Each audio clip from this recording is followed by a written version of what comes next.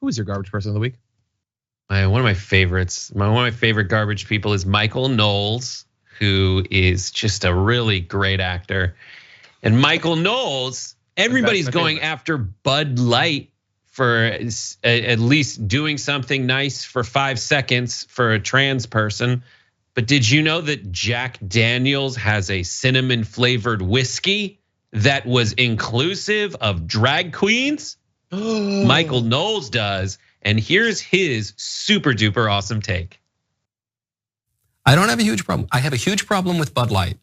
I have less of a huge problem with this because it's not that Jack is advertising their regular Jack Daniels here. It's not good old number 7, okay? It's not that Jack is advertising their Gentleman Jack, their higher end whiskey. You saw the specific product that they are advertising here is Jack Fire. It's their ripoff of Fireball cinnamon flavored whiskey.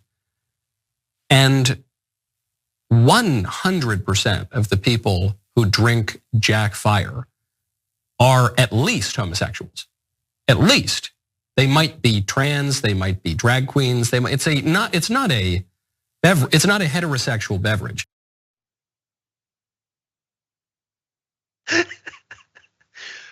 Take my own personal experience. When I drink alcohol, I'm wildly attracted to men. Michael Knowles. Like, Michael Knowles is that guy who doesn't get as much airtime as the Matt Walshes of the world. So who knew that those guys would be threatened by Matt Walsh to the point where they would just go literally. Here's another quote that's my favorite from him. It's so bad. He goes, hang on, let me find it. I don't think women really drink it.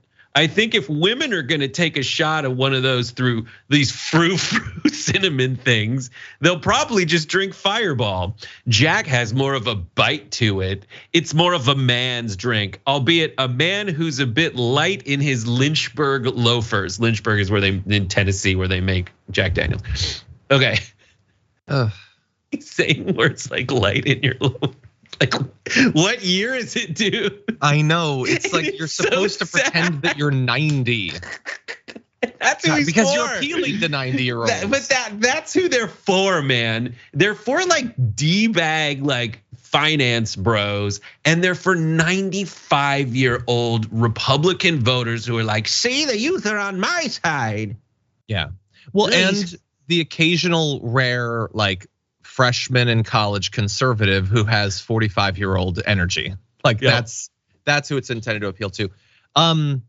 It's more of a man's. It's women drink whiskey. Like, I know that like they're so uncertain in their masculinity that they constantly look for totems as shortcuts to it. So like if I wear this hat, if I smoke this cigar, if I drink this drink, then I'm good, right? Then I don't have to be afraid anymore. It's cinnamon whiskey. What is supposed to be LGBTQ about cinnamon? How does adding that?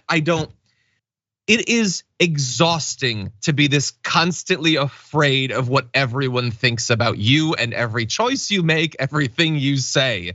Just take some time off, man. Go to a therapist. You know how non-masculine, anyway. How non-masculine, conventionally speaking, it is to be like bothered by this stuff.